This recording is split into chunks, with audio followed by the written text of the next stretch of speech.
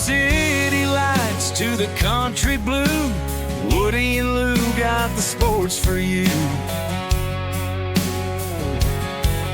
From Boston streets to Kentucky's fields, get ready, folks, for the thrill it yields. Woody and Lew, sports and you, talking games, we love it's true. Every play, every score, let's dive in, it's time for more. Lacing up the boots and calling plays, debates and laughs for all the days. From Fenway Park to Derby Run, sports talk magic just begun. Woody Lew, sports and you, sideline stories coming through. Every cheer, heartbeat soar, tune in now, we'll give you more. Celtics screams to Wildcats roar, touchdowns, goals, and so much more. Grab a seat, enjoy the ride, Woody Lew right by your side.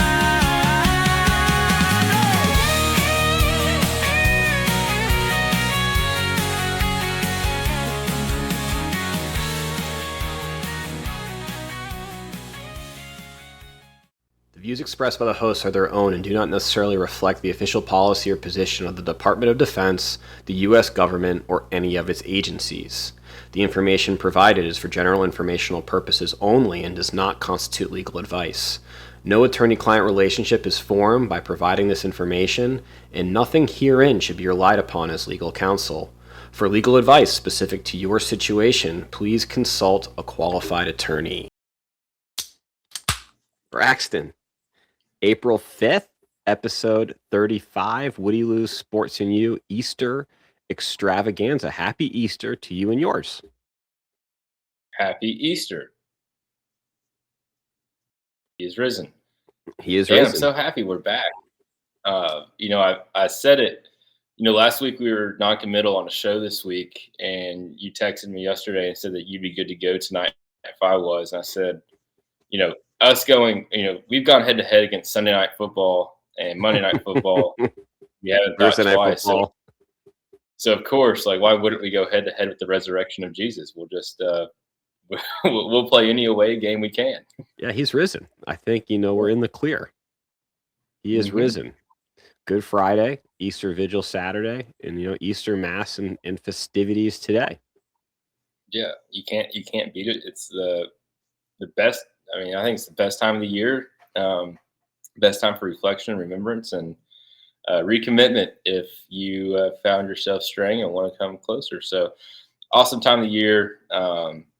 Outside of the amazing religious aspect, it also is kind of the turn of the season for most people, looking full on to spring as the sun is out. We even got some spring showers down here in coastal Georgia today. So we're in full form, and we're running 100 miles per hour, at least in the Lewis household. I love it. Yeah, so I want to hear about your Easter. There was something brought up about brackets. Before we get into that, I want to share a little bit about my Easter. I had a great brunch with some friends here in Nashville.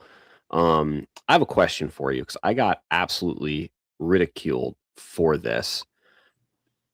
You're familiar with the field day game of egg toss, right? Yes. Okay. Now, apparently this is not something that is part of SEC football Saturday traditions. Did you ever do an egg toss at a tailgate? No. Okay, so you're consistent with my friends here in Nashville that are SEC fandom, but at Notre, I was like, no, we always did an egg toss. Like what? You did an egg toss at a tailgate? Yeah, all the time. So at least at Notre Dame, we would do kegs and eggs. We get up at 6:30, start parking the cars, getting the griddle with the eggs, the sausage, the breakfast sandwiches, and someone would go to Sam's Club and get those 48 count trays of eggs. like Yeah. multiple. So there was a ton of eggs. So there's always leftovers. So no one want to take those eggs like home with them. So we would do an egg toss. Like whoever was there, usually there was a field nearby, and we do an all tailgate egg toss. Yeah. Um, what I think I find most interesting is you. It sounds like a very like organic way the egg toss came about for you guys. It was obviously an Hmm. output of overbuying eggs for the food that you're partaking in for a noon kickoff, and then it turned into egg toss in order to give the eggs a rightful use and not be Yes, wasted. sure. But I do find it to be a stretch that you believe that that very like specific thing made its way throughout the rest of not only like college football, but all individuals tailgates at egg tosses were That was just like a traditional like tailgate game, like what's it called? Bags, cornhole, ladder ball. cornhole. That's Um, normal. that's Normal. normal. Beer Yeah, that's pong, fair. egg Fair. toss. No. So I bring that up because we were talking about this last night when we were watching the Final Four games, and there's like, "What do you like? What?" And I was like, "Yeah, an egg toss." So got the idea of we're gonna do it today for Easter. We had the egg games, so did an egg toss, did a like a relay race with the spoon when you carry the egg on the spoon. So I announcing for the first time today to a broader audience that I am the egg king of Nashville. I won all the events. Well, you had no option but to be the egg king after bringing up the egg events that you partook in. So I'm glad that you won and congratulations, Dan. Yeah, self-titled egg king.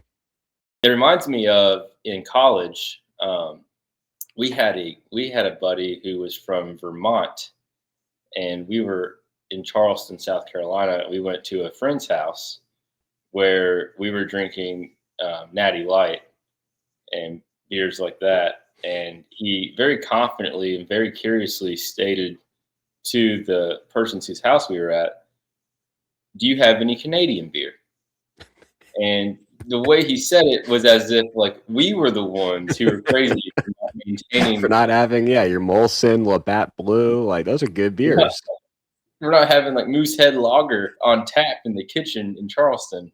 We were the odd ones out. And he said, "Well, in Vermont, that's what we drink." And we're far away from Vermont as we're in South Carolina. So, no, we did not do that. But that's just another example of people from the north coming down to the south and trying to whitewash everything they get their hands on. The So, egg toss was a huge hit at Easter. It was the egg games were very, very fun. no, I'm sure they were. And we had an FRG event, and they were trying to get soldiers to come, and the only thing they had planned for the battalion was an Easter egg hunt. And I raised the question of, is there going to be anything else for you know grown people to do? And they said, we're considering an egg toss. And I thought that was a fair response. They didn't do it, but I did think at the time like an egg toss would be a fair adult, fun egg Yeah, game and being festive in the season. they're fun. Most memorable egg toss I was a part of. I went to Notre Dame played at University of Texas Labor Day weekend 2016. That was the hottest I think I've ever been in my entire life in Austin. Labor Day weekend. I had an egg toss there. I got egg all over my shirt. It proceeded to cook, and I smelled like just disgusting egg for the rest of that Saturday. Not my finest moment nor finest egg toss. That's when you go to the team store and become a Texas fan for the day. I You don't look fly good. that. I don't think I look good in burnt orange. I think a lot of people look very good in burnt orange. I think that's a color that you could pull off. Kelly green for me. Fair enough. So I want to hear about. I don't know if it was today but you mentioned a bracket, and you're looking for Judge Woody to make a ruling. Yeah. So this happened a couple of days ago. It happened before the Final Four games were played. Actually, I think it happened in the midst of the Elite Eight games like being played. So like Thursday, Friday, got it. Um, so before March Madness started, like a day before the game, the first round of 64 games were played, I had my dad's buddy just sent me a link to a college basketball bracket challenge Okay. for Like CBS. ESPN? It was CBS, but yeah, same thing. So I click on it. It just says like join the bracket. I look to see, what's what. It said unlimited brackets were allowed. There was people who had like 25 brackets, and I think the guy who won had like 30 brackets he made for this challenge. I was just like, you know what? I haven't made a bracket this year. I'll just go ahead and fill out one bracket for this thing. Just not even trying to win it, just whatever. So I filled it out. No issues. Haven't checked it since I filled it out. I get a text, like, I don't know, around Wednesday last week, and it was just a Venmo request for $10 for my bracket. To which I did not respond, and I told Kaylee and I told my parents, because they're going to be seeing him in a couple weeks, that I refuse to spend the $10 on the bracket since the terms and conditions of the tournament challenge were not established when the link was sent. I also I don't have this like as a founded fact or not. I'm curious, was it $10 per bracket or was it $10 to enter? Because that also begs the question of why am I spending? It was probably 10 per. That also, it's okay. So when I logged in, now I only filled out one. So I will be fair and say that this is all over $10. But what if I would have filled out 25 brackets like the other people? And then would I be charged $250? Would I be expected to pay the $250? And so my point was the fact I've never, as a commissioner myself, I'm a commissioner of a fantasy football league. Yes. I would never say, hey, join my fantasy football league, not mentioning a dues paid. And then in the final four of the playoffs, start asking Venmo requests for dues. Okay. So I have a few questions here. This is an interesting issue you've presented to the court. So let me get some clarification. Yes. Did your father, he forwarded you the link? I will pull up correspondence. I would like to enter our text correspondence into Discovery, Your Honor. Yes. On Proceed. Monday, March 16th at 3:06 p.m., I get a link to the CBS Sports men's bracket games. It was just a link, no words, no, hey man, how are you? It was just a link to the filling out of the bracket group.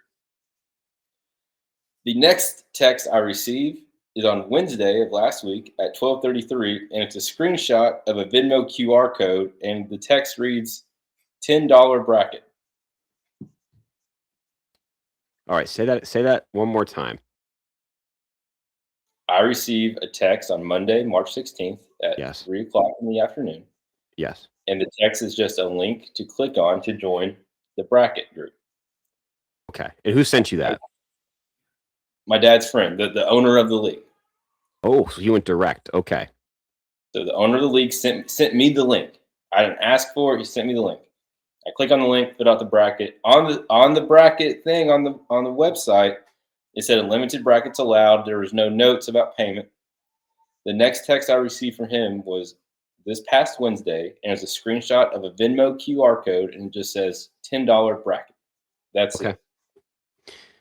Now, I'm guessing there probably wasn't any information on like when you went to create brackets on CBS, because people don't want CBS to like, it's income as far as like if there's a fee or whatever. So there probably wasn't any fine print, right? When you were doing the there was no fine print, and I did specifically check for fine print. Okay.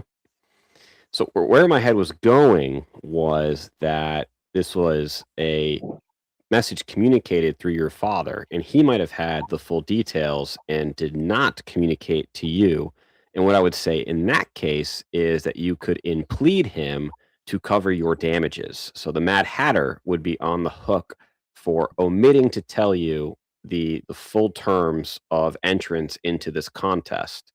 But that's not the case. It was direct between you and the host of the contest for the link to create brackets. Correct. The host sent me the link to the bracket. Now, I will this ask, is have you, like, what's the custom or practice? Have you been a part of this in the past? first time. Okay. He has never invited me to a bracket pool before. He's essentially like he would be like my Uncle Dan, if that makes sense. He is my dad's best friend, Yes. who I have obviously interacted with. We have gone on joint family vacations in the past. Like, wrote me a check for graduating college. Like, very familiar, close family friend. Okay. So have you been familiar with this annual, is it an annual bracket contest that he hosts? First I've ever found out about it. Okay. I say you probably got a tough case here because I think it is, common practice and custom that these brackets, people aren't just, submitting brackets for nothing. So an expectation of some cost. So I think he's got that in his favor. However, I think that, not being fully aware of the terms of the contest, that it would basically be a wash. So you would not, your brackets would be null and void, no cost, but you would not be able to reap any benefit if you were to win. That'd be your choice. Okay, does the court care that if I would have won, say I won this challenge, right? Yes. As I was filling out this bracket, the idea of me winning and gaining money for winning this challenge never crossed my mind, nor did I ever consider that I was filling this bracket out for monetary gain. Then That's just me trying to create the case for how much I did not anticipate, considering the fact that if something was for money, i.e., anytime counsel, I've I ever, would say that's an unreasonable argument to make when it comes to bracket challenges. I So have never invited someone to a fantasy football league or been invited to a fantasy football league that did not say, "Hey, join our fantasy football league if you'd like. It's a right. $50 buy-in. First place gets 75%. Second place gets 25%. Third place gets money back." Yeah, and I would That's say that was usually upfront. negligent on his part. So I think it's a wash is probably the ruling of this court. Is basically it never happened. You gotta provide the terms, but I will say that customs and traditions of bracket challenges are not in your favor, Braxton. Does this help my case at all? Also, the person who won made 14 brackets. Okay. Now, with that being said, he came in first, second, third, fourth, fifth, sixth, seventh, ninth place. So of the top 10, he did come into 9 of the top 10 places. It's pretty And I don't think impressive. He did pretty well. He must have submitted like the same bracket. It's pretty good. his lowest placing bracket came in 29th out of 101 brackets submitted. It's pretty good. Which I guess that's me defending the fact that he would have won, or he would have reasonably came in. I think it's safe to say, regardless of the amount of brackets he made by percentage, it was safe to assume he would have came in the top 3, Yeah. given those. Especially with the condensing of all those in the top 10, meaning he's already leaning a certain way with his bracket selections. However, regardless of how many he made, I really don't want to spend the $10. I don't feel like that's fair. We have some chatter from potentially an impleted third party. One Christopher Lewis, the Mad Hatter. He is saying that he did not enter this bracket. He's asking, is there any precedent for assumption in law? And now he's objecting. I'm sure he's objecting to my assumption that he was potentially not communicating full information to you as the intermediary for this contest. Okay, Dan, let me ask you another question. Yes, counsel. It's springtime. Grass is growing, right? Sure. What if you were my neighbor Yes. and I went to your house, I put my lawnmower on your front porch, Mm-hmm. and I put a note on the lawnmower that just said my name. So you Sure. received a lawnmower from me. Mm-hmm. in which you then noticed your grass in the backyard. It's springtime. Braxton, my good buddy, has left me a lawnmower. Mm-hmm. I'm going to assume that he is providing this to me to mow my lawn. You mow your lawn. And then 3 weeks later, I send you a Venmo request for use of the lawnmower. Yeah, it's different. you're How is that different? It's How is that completely different. No, it's not. Yes, it is. That's I need to loaning bang of it out of you. that's loaning of a service, whereas the situation you're in is a contest for the gain of money. Purely I the would say gain of he money. loaned me the opportunity to fill out a bracket with friends. That's unreasonable, counsel. Next. Oh my. So okay. So how do you rule? I rule that the contest holder was negligent in sending you a link without giving you the full terms of the contest. Therefore, your bracket at your choosing is nullified. That's my ruling. In plain English, no, I do not have to pay the $10, and I'd be justified. In plain English, yes. Okay, thank you for the fair ruling, Your Honor. I appreciate you seeing it my way. What were the other? I'm curious. It seems like everyone was against you, according to you. Well, my parents were just like, "Do you want us to give them the $10 when we see them?" I'm like, "No, it's not about the $10. I got the $10. It's about the principle of the $10." And I told my mom, I said, "You better not give them the $10 from me because I don't." Well, she's in the chat right now, and she's saying she won her bracket. There you go, Miss Amy Lewis, and she's gonna use her winnings to spot the $10. Yeah, I don't want you to spot the $10. It's not. It makes me mad. I'm not doing it. It makes me mad. You know what? I'm going to invite Eric into our fantasy football league this year, and then I'm going to say dues are $1,000 and just send him a Venmo. He'd be able to pay it, but you got a favorable ruling from this court, Braxton. What more do you want? Oh, I appreciate it. So that was a big point of conversation at Easter dinner. Another thing that I did, Dan, I do want to share, because you haven't done this in your 37 years of life, and I haven't done it until the late 28th year of my life, was I went and procured a new truck on Friday. You got a new truck? I like your Dodge. Well, the Dodge has been gone, Dan. I got rid of that for the van. I've been driving the Santa Fe. But not the car purchasing part that you haven't done. It's I took Elliot and Ronnie Bell with me on the 3-hour trip there, or 6-hour round trip to go pick up this truck. Oh boy. And if you know how signing the paperwork goes with the man in the back. Yep. Have you ever one of my sweet little angels had to go use the restroom in the middle of signing of the papers and me asking the man in the back all these important questions about the paper. Hey, when you gotta go, you gotta go. And so I took him to Chick-fil-A that morning. And we sat down inside. And then after we go to the dealership, they were a little too handsy with the Corvette parked in the showroom. I was getting very nervous. But we get the truck, and then I take her to Buffalo Wild Wings, which is a big hit, by the way. You guys had a great day. Well, we're about an hour and a half out. And we do Friday Daddy Date night. So they know Fridays is like a daddy date. So I've taken them to Chick-fil-A, Buffalo Wild Wings, and procured this new vehicle with them. And we're about an hour from home. It's like 5 o'clock in the evening. And my daughters say, "What are we going to do for Daddy Date tonight?" And I'm starting to think I may be raising some little princess monsters. What are we doing for Daddy Date? What was your response? I said, "Baby, we'll go to," and they said they wanted to go back to Buffalo's. That's what it's been Buffalo's. And I said, "Baby, we'll go back. We'll go next Friday."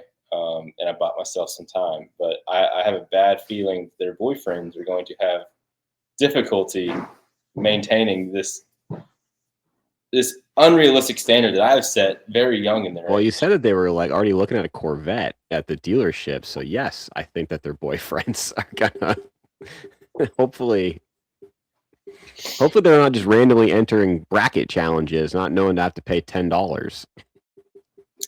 I mean, if they came to me with this situation, I would tell them they would be ridiculous to pay the $10, considering the terms that were not established as ruled on by their Uncle Dan. That's right. The And honorable. Uncle Dan, I'll tell you this, Uncle Dan, I would not be happy with you if you ever sent one of your nieces a link to a bracket and then demanded money from them 3 weeks later. I would not take kindly to that. No, I would not. Man. You're getting from Miss Patsy. Hi, Miss Patsy. Happy Easter. You are a wonderful girl dad. That's directed at you, Braxton. That is me. I love being a girl dad, and I love those little girls. And I'm a boy dad now, and I'm a little harder on him. I think I kissed him on the forehead for the first time today after 2 weeks of ownership. He was a good boy. He was being a good boy at that exact moment, and I decided to provide some love for him. That's good. That's good. Yeah. So you got anything? We're a sports podcast, not a legal podcast. I noticed we went through the Honorable Woody court show, the Egg King of Nashville.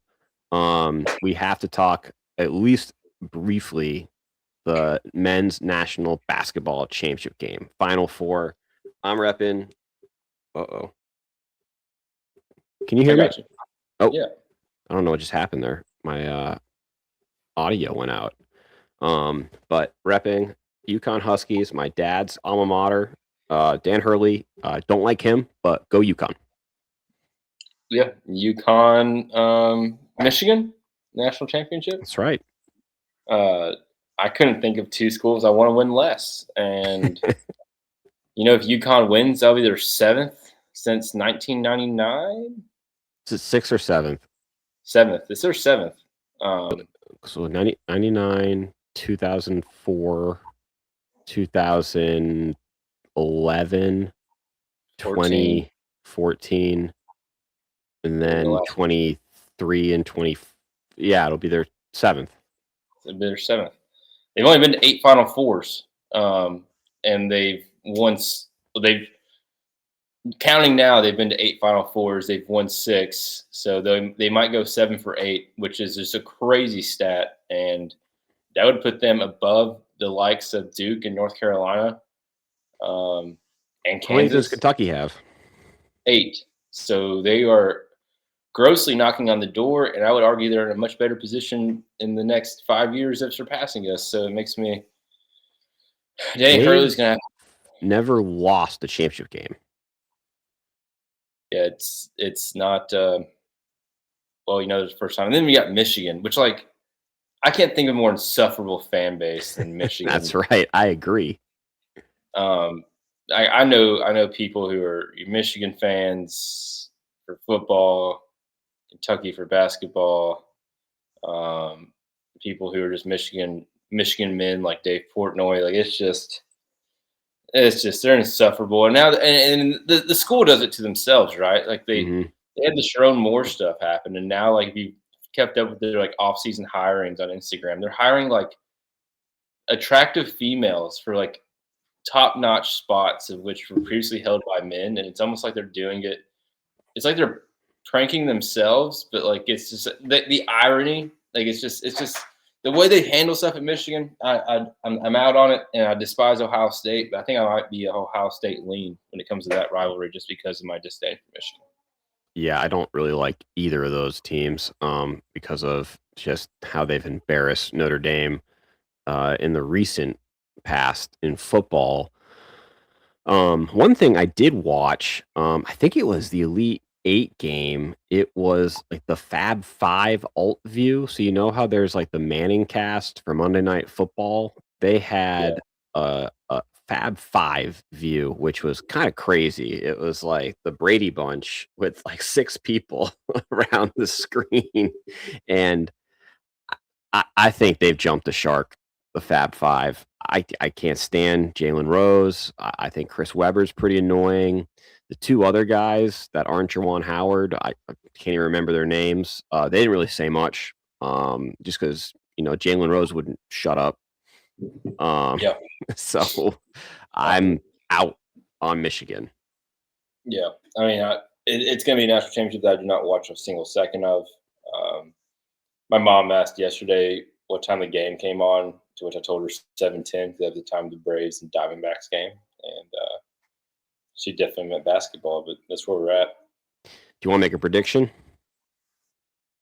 UConn. I mean, I'm not going to, but you can't. At this point, smart money goes to Danny Hurley, even though I do think Michigan looks like a better ball club.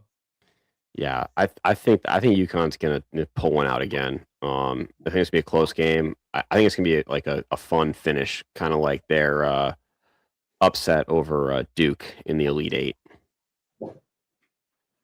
Yeah, I'm sorry. Just this stupid dog is just having an aneurysm right now. I don't know. Oh, smoke. I don't know if there's ghost. Yeah, Danny Hurley. He's a psychopath, right? He gets him going, and his wife doesn't want to leave. No one wants to. They don't want to leave Sturgis or wherever it is. We need to get him like a head coaching gig for like the Knicks or the Nets or something to get him out of there. So, quick pivot from basketball because I'm done talking about the basketball tournament. I'm a fraud. Talking NCAA basketball because I didn't really watch much at all this year. So we're going to pivot to the homework assignment that we agreed on from last episode. In place of Taylor Frankie Paul's Bachelorette season, we decided to start watching Age of Attraction. So I'm going to let you start off, Braxton, because you started watching the show and you gave me the homework assignment. What a ridiculous show it is. You have all these singles in a beautiful part of Canada, and they're all doing their dates. And once they've committed to each other, they get to go to the promise room. Then they get to put their promise rings on each other's right hands, not their left, because it's just a promise on engagement. And essentially, that sets the stage for the second half of the show, where they go to, I'm assuming, the closest city to where they were in Canada, and they live in apartments for X amount of time, where they'll ultimately end up meeting each other's friends and families, which will make for great television, so on and so forth. Now, a couple of things that I learned through watching. I'm not finished, but to the point where I'm watching it, I think this is where you're at as well. They only end up taking the 6 highest age gaps for continued filming at the apartments. Mm-hmm. And, at the end, before they go to the next segment of the show, where they go to the apartments, you get to see very short interactions of people who, the 42-year-old and the 40-year-old and the 37 and the 32-year-old, the socially acceptable age gap people promise to each other. And I'm going to go out on a limb and say that they did not get the per diem and all-inclusive apartment for the next month or however long the filming they had. So that raised some concerns for me, Dan, because now what I want to know before we start dissecting these relationships is, did the singles understand in their contract that the top 6 age gaps moved on to this continued filming role, or was that a surprise to them? That's a good question.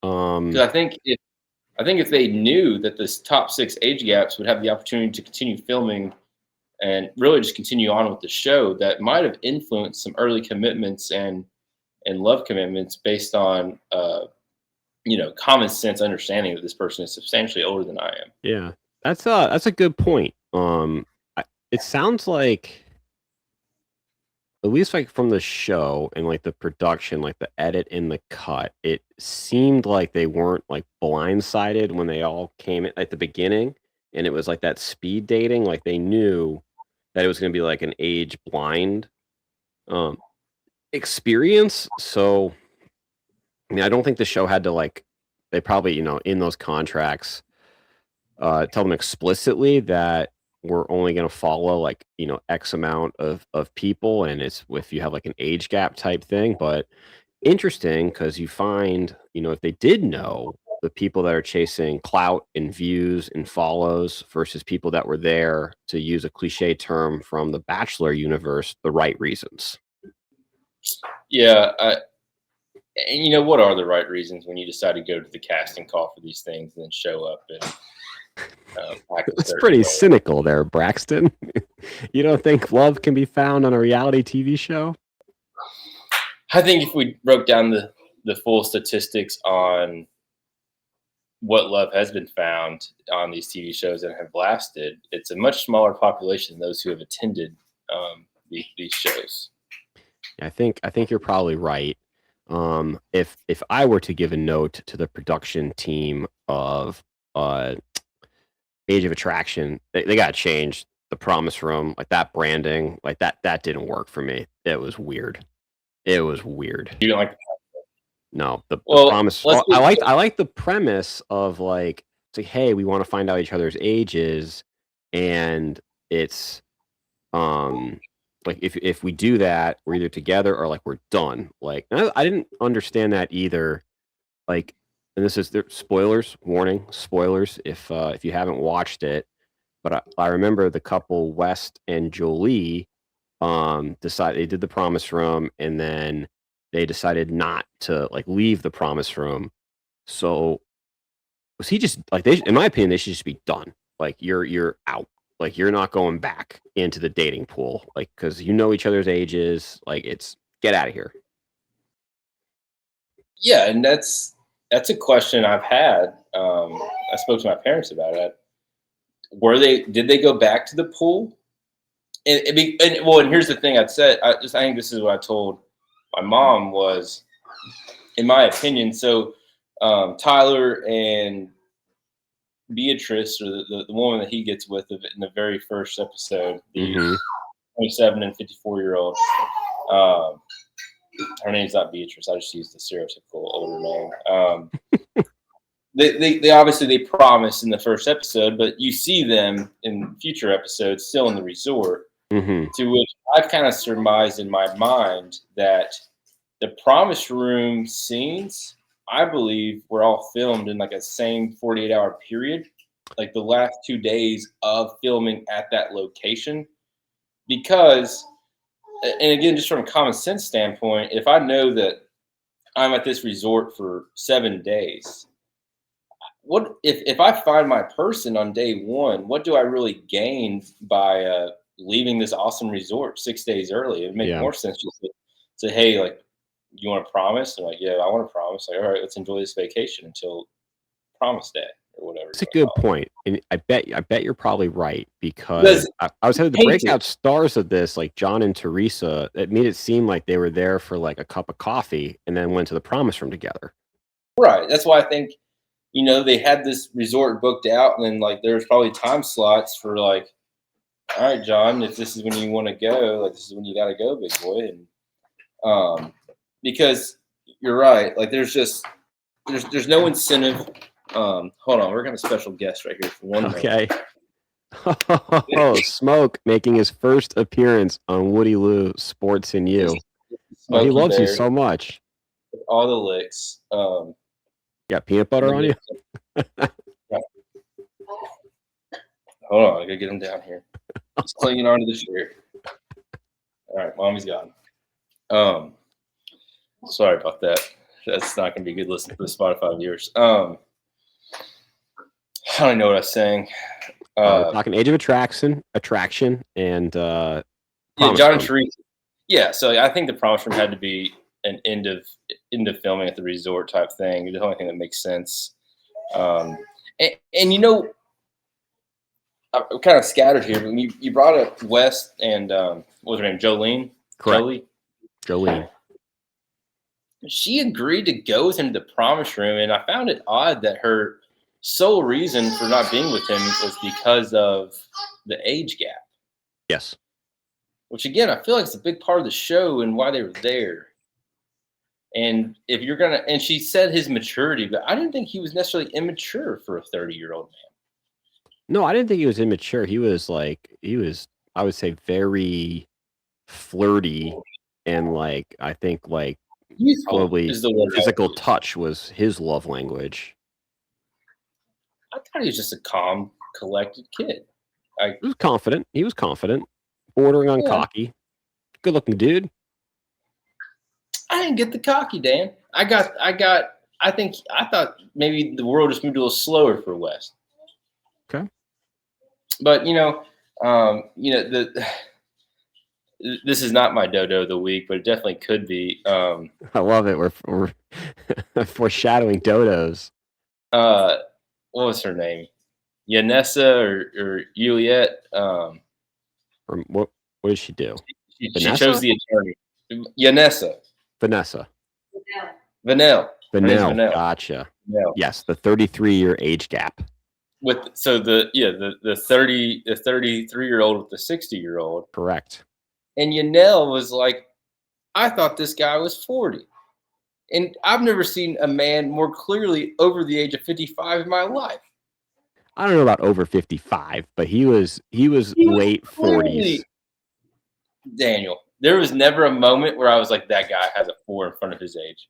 Never a moment. Okay. And then, they're in the promise room. She's talking about kids and being celibate. And he's like, okay, I hear you. And talking about, yeah, I don't want to have baby mamas. He's got baby mamas. Didn't even disclose that he had children. The poor girl. Oh, I'm sorry. I don't think that's been disclosed yet. Next episode you'll watch, Okay. you'll see Yanessa. No. No. You'll see Vanell. Sorry, it's been a long day. You'll see Vanell be blindsided and made like a fool for not knowing that he had children. It's good television, but that sucks for her for sure. And she's probably regretting not going with Justin S., the healthcare Charleston. AI director from Charleston. He was just a very pleasant gentleman. He was very pleasant, and I feel like healthcare AI and living in Charleston is a combination that that young lady, I don't want to say her name wrong again, would have thoroughly been happy with. Yeah.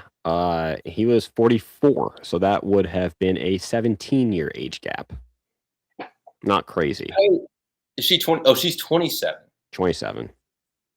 Well, I think I told Kaylee, like, even if she would have chose him, like, I don't know, 27 to, he seemed, I don't know, that if you would have saw them in public, you wouldn't have been like, oh my gosh, she's with her dad, if that makes sense. Like, Oh yeah. and I mean, and he easily he could pass for her father. and they, I didn't think Justin could. No, sorry. Jorge could. Justin could not. Jorge could pass as her grandfather. Yes. Justin, if I would have saw Justin and her out, at Shem Creek, I wouldn't have really thought much about it at all. Yeah, Kaylee's saying that she knows that he was the oldest person there, that Jorge was the oldest person there. Obvious.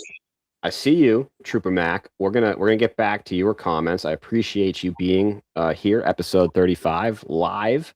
And I'm getting a question from Miss Amy Lewis. Dan, do you watch Summer House? Miss Amy Lewis, the answer to that is yes. However, I am not caught up. It's been a few seasons since I've watched, but I'm tracking what's going on with a cast member by the name of West in that show, and with probably the most insufferable human on the planet in Amanda Batula, and they are together. So I know what's going on in this Bravo universe, Miss Amy Lewis. Dan, you're an onion with just layers we just keep peeling back on this show. That's awesome. No, but Age of Attraction, I think by next time we do the show, Dan, we both need to make it through the family meetups. Okay. What episode is that? I haven't got there yet, so I'll let you know. Okay. I think we're on episode like 4.5. So I think I'm on 3. I'm on 3. Yeah. So we might be on 4.5. I don't know. We haven't met to the families yet, but I'm very excited. Wait for the Teresa and John family with her 29-year-old son that is older than her 27-year-old boyfriend. Yeah, she picked a gentleman who is 2 years younger than her oldest son, which is, I think, grotesque. But I wouldn't go that far. You don't think? No, it's just like it's a choice. It's a choice, and it's a big age gap. Can I say something that they're not grotesque? They're too like she's an attractive, very attractive 54-year-old woman. What I would say to you, Dan, is once you have kids, your mind will shift on that. Yeah, I'm sure her kids aren't going to be thrilled about that one. Well, what I'm saying is I couldn't imagine a world where Kaylee decided to divorce me, because I would obviously never leave her. And I decided to get back into dating, and the girl I decide on is 2 years younger than my oldest daughter. I Yeah. couldn't fathom that. That would No. be my dog's gonna get electrocuted live on air as he chews the wires Oh, too please loud. don't. No, can't have that happen. I mean, I've had this computer charger since it was bought in 2014, so I don't think its ability to withstand puppy bites is high. But as he goes for the power conversion box on the Mac charger, we don't know what we'll have out of that. You ever seen what movie was that? Christmas Vacation when the dog Yeah. goes under the tree. Yes. That's He's not going to popping happen to out. Smoke. He's playing the piano right now with his nose. If you just heard that, Yeah, right did there. hear that. You got a Mozart dog. He can open the doors, the back door and the So front it's door. like a velociraptor in Jurassic Park. Yesterday he was in the backyard, and next thing we know, he was opening the front door. So he had escaped the backyard and made himself into the front door. Smart dog. That's a word. Yep. Evil genius. Yeah. We're getting a little off topic. There is, I believe that you told me to pay special attention to a certain cast member on Age of Attraction, and I figured out very quickly who that was. So we got to talk Andrew and Libby. Oh, Andrew and Libby. I think Andrew's a good dude. He has a 14-year-old daughter. I think he was 38, Dan. Correct me if I'm wrong. Yes. Yep. 38-year-old bar owner in Baltimore, Maryland. And he goes with the 22-year-old Libby from Los Angeles. I believe she's in the West Coast. San Diego. Yeah. So was I right in saying, Dan, seeing her on TV just like shows you how immature, even if they are mature, a 22-year-old girl is? I'm just like, I mean, he said it too. Like, I actually appreciated like how much he leaned into like, he's like, this is what I do. I am a good-looking dad that owns a bar. I date young women. Yeah, he was like, I came to this show because I always date young women, and I'm trying to make a change and like maybe something more age appropriate or even older. And then like it shows him meeting Libby, and then he goes to the next interview and he's like, "What are you gonna do?" He's like, I can't get it out of my system. Yeah, he's got it tight. I just don't like. I don't know what they talk about. No, TikTok trends, Summer House. There's really no telling what they talk about. Keeping Up with the Kardashians. I mean, I bet her job is social media manager. I don't know what that means. We could probably use one for Woody, Lew, Sports and You. So Libby, if you're tuning in, we could probably can't afford you, but we could use a social media manager. And we won't ask you to relocate if he is adding pressure for you to relocate. We will take you in the Pacific time zone in San Diego, and we won't say a word about it. Yeah, we're already operating across time zones. We offer full remote at no pay. We would find a small fixed rate based off viewership gain. All the merch you want. All the merch you want. We know the people at Vistaprint, and we will make sure that Dad saved his login so we can make sure the logos are the same on the next order, and we'll be good to go. Yeah. So no, she was interesting, Libby. But no, yeah, very young. Andrew, I love him. This is what I do. He was true to himself. Why not? Like, great looking guy. Obviously, like, he's got 2 daughters, so he's successful. He's got his stuff together. Good for him. Good for Andrew. Awesome self-awareness. So it's happy for him. Yeah. So I do want to get back into the chat. Miss Amy Lewis, we can definitely talk Summer House. But Trooper Mac, he concurs that Michigan can kick rocks, and he says that Portnoy makes sports not fun. I don't think that's Trooper Mac, Dan. I think that's Mason McGregor in the chat. If I'm seeing it correctly. I'm mixing up my Macs. That's Mason McGregor. I apologize. Hand up. I apologize. And what did Mason say? He is saying that Michigan can kick rocks, and that Yes. Portnoy, Dave He's Portnoy, Ohio State. Barstool Sports founder, makes sports not fun. Yeah, and Mason, I think he does have a little Ohio State in him. He has some Ohio roots, so I think that has to be disclosed. But I fully agree with his sentiment and his comment, and I appreciate him providing some chatter in the chat. Yeah, I'm a Boston guy.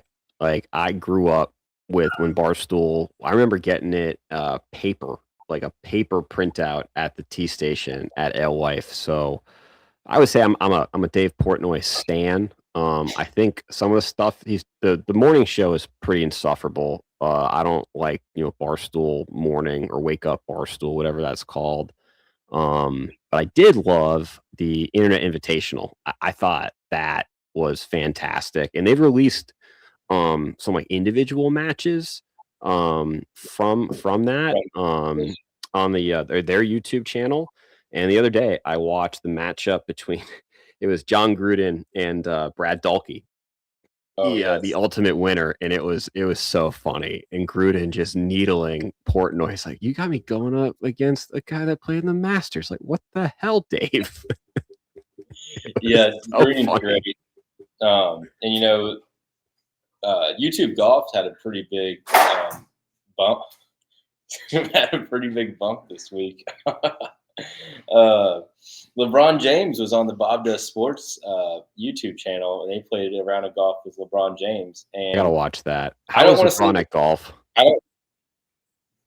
He's a hack, but LeBron. I've never been. LeBron is trending so up in my book right now. It's not even funny. He's showing LeBron took more self-awareness. LeBron took absolute haymakers at Memphis and Milwaukee, specifically Memphis, though, and said pretty much talked about how terrible of a city it is, how terrible the hotel is that they had to stay at, which has gained a lot of traction with a lot of NBA players across the league. And then he said, they just need to move to Nashville. He's like, people like Nashville. People don't like Memphis. Just move to Nashville. He ends up getting pressed by this because the YouTube episode comes out, and then after the last game, he's getting interviewed, and they were like, "So LeBron," and this is always I'm not a political podcast. It's always funny though when certain parties eat themselves. He gets interviewed, and they say, "So LeBron, why do you hate Memphis, and why do you hate black people in Memphis?" And LeBron is sitting there, and he was like, "When did I say that?" And they're like, Yeah. And he was like, "No." He's like, "I'm 41 years old. I don't like staying at that janky Westin in Memphis. I don't like staying in Milwaukee. Hell, I don't even like going back to Cleveland." He's like, "I'm from there."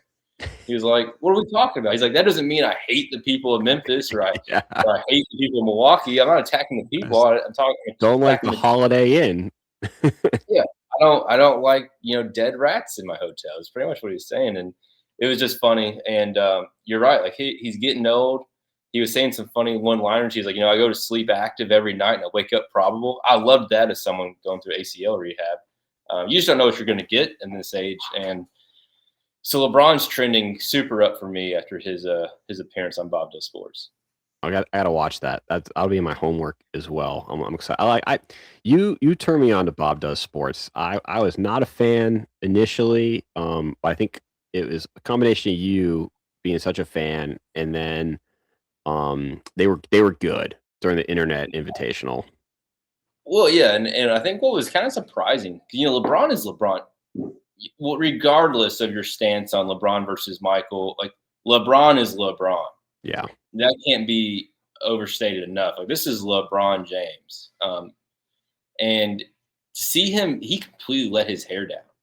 Like I don't know if his agent doesn't PR have any manager, hair left. So I had to get that one in there.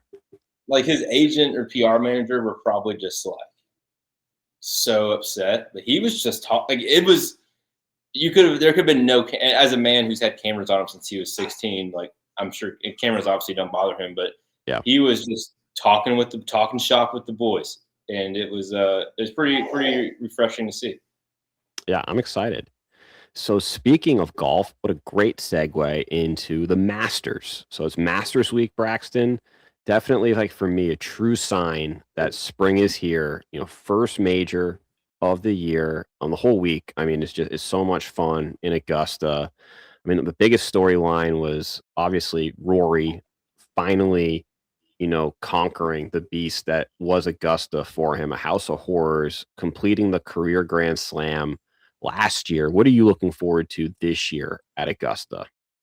I'm looking forward to seeing Scotty and his 9-day-old baby boy Ren, or I think not Ren, Remy, I mean, out at the par three. I hate to be that guy, but Scotty's record with like proximity of his wife about to or post giving birth is pretty impeccable. So I think Scotty's like already like told his accountant that don't worry about a push present. Like push present's going to be another green jacket for the fam, and I think he's going to go out there and do something crazy. yeah, I love watching Scotty play. He is the odds-on favorite to win. I'm hoping. I think I'd like to see. I think I'd like to see Bryson and Colin Morikawa as the final group on Sunday. I think that would be wicked fun. You think Brooksy gets a push? He always when he plays like in these majors, like and he's healthy, he always is competing. I'm interested to see if, like, with him being a full-time PGA guy again, maybe that weight's off his back and he feels a little more comfortable at Augusta. See if he can make things interesting. I think that'd be a very good storyline. Rory got his jacket; he can move on. I'm not even worried about Rory. I want to see Scotty. I want to see Brooks. I want to see Bryson. I could see Rory going low too, like having that like gorilla off his back. I don't think we're gonna have a back-to-back winner, but I think Rory will be in the mix.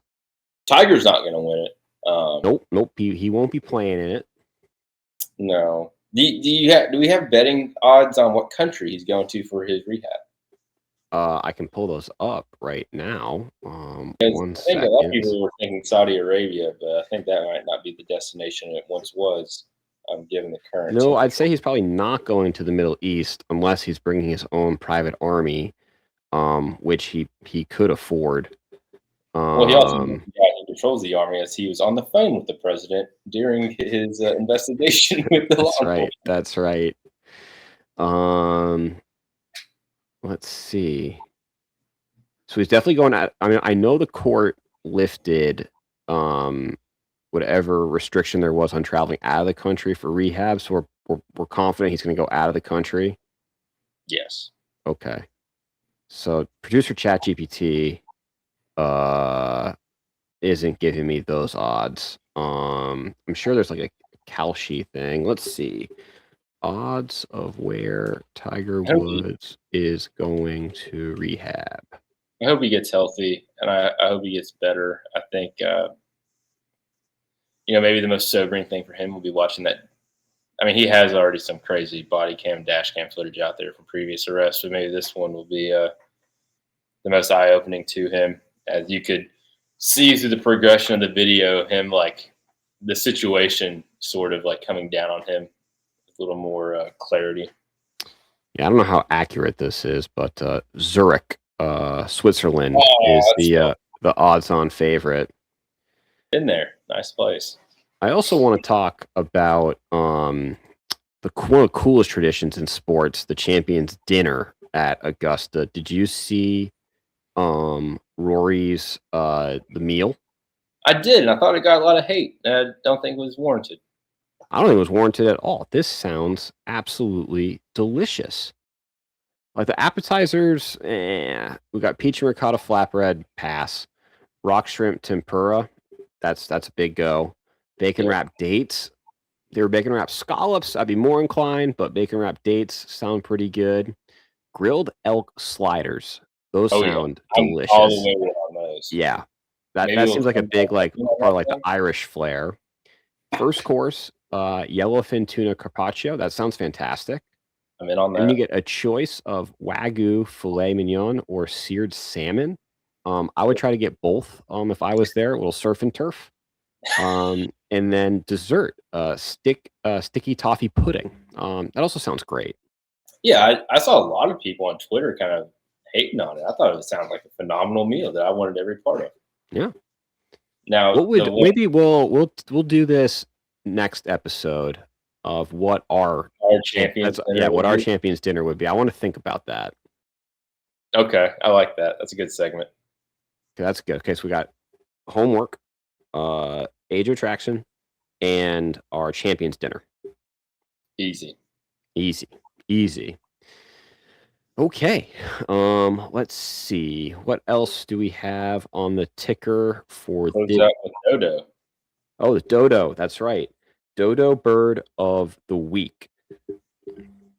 Braxton, do you want to start, or do you want me to give my dodo? I'll give you my Dodo. And this happened a couple weeks ago, but I don't think the story really hit me until recently. My Dodo is going to be Dayton Weber, the cornhole champion quadriplegic Ah, who allegedly committed murder. allegedly. Allegedly committed murder via firearm. Yeah, I read that headline and I couldn't figure that one out. There's been videos that have surfaced of him showing off shooting pistols with his amputated arms, which I'm sure is a prosecutor's dream to have that entered into evidence of him possessing the ability to commit said crime, even though it sounds ridiculous on headlines.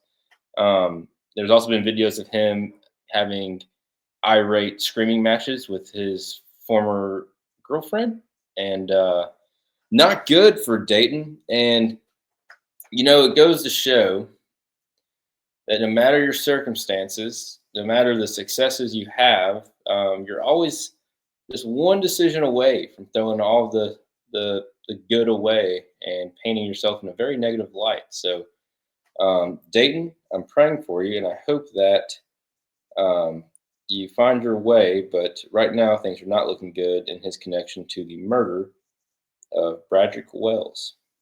So I'm also gonna have to go homework and watch those videos, because I read that headline and I saw the picture of him playing cornhole, and I couldn't figure out how he could use a gun and then intentionally fire it at someone.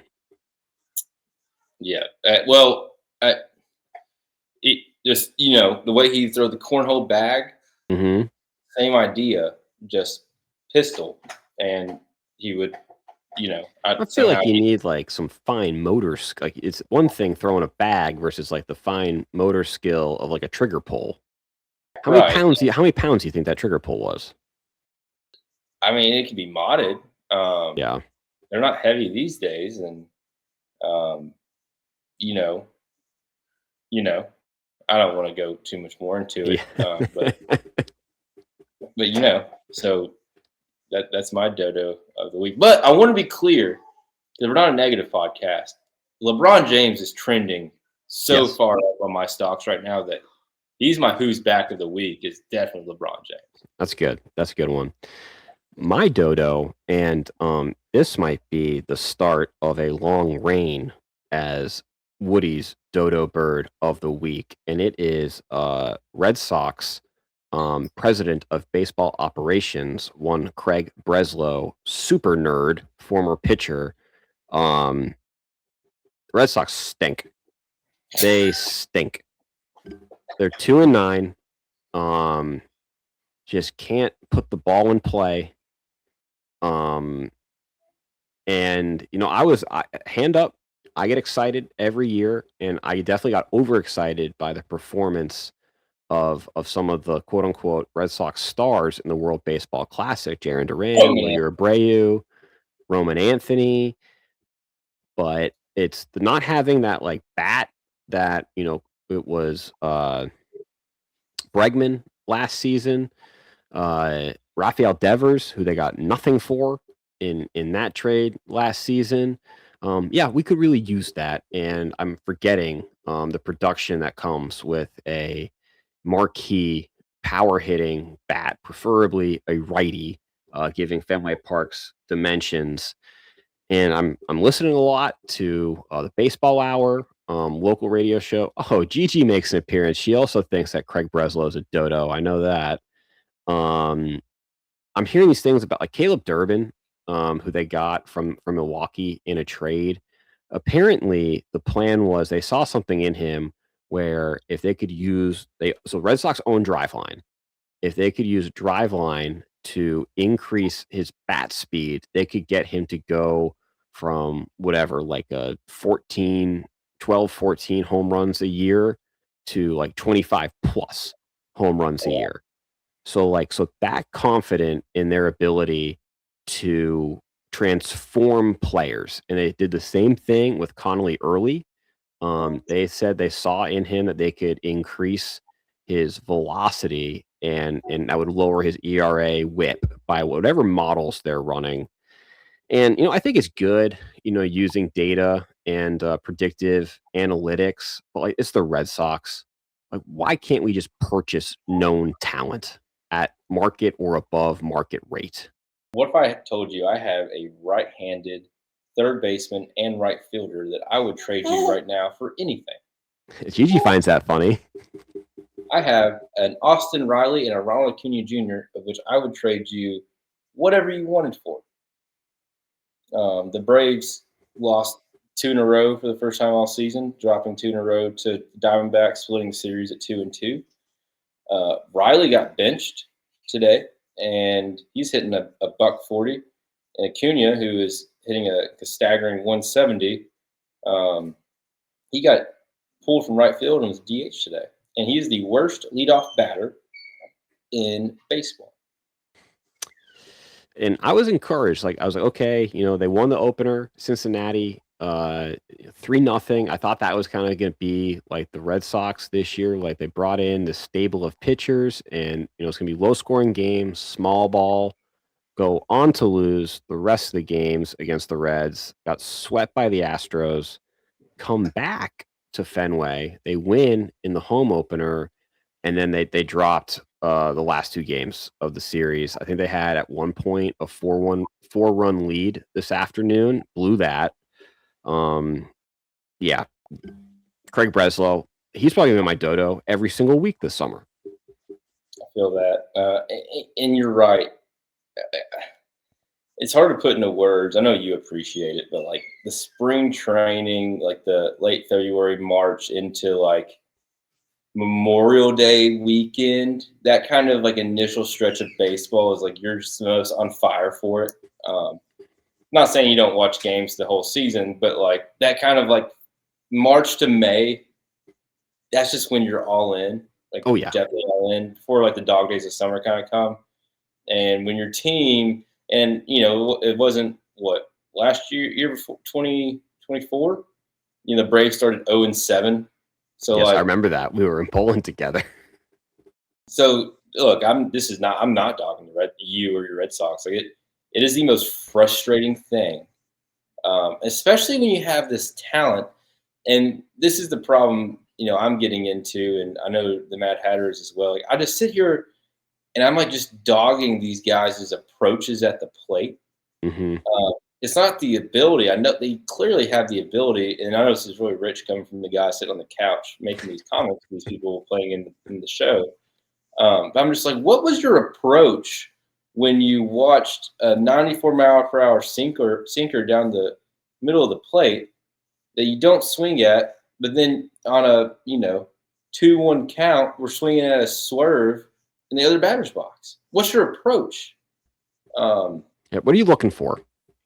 Yeah, and they're prima donnas. They wear all the stuff, and they got the armor. They wear more armor to the plate than I wear to the field, and it's probably slowing them down. It's just bad baseball. The Braves lost yesterday. Bryce Elder pitched a great game, but he had runners on, and a guy hit a really great bunt down the third base line and sped him up, and he threw an errant throw to first base.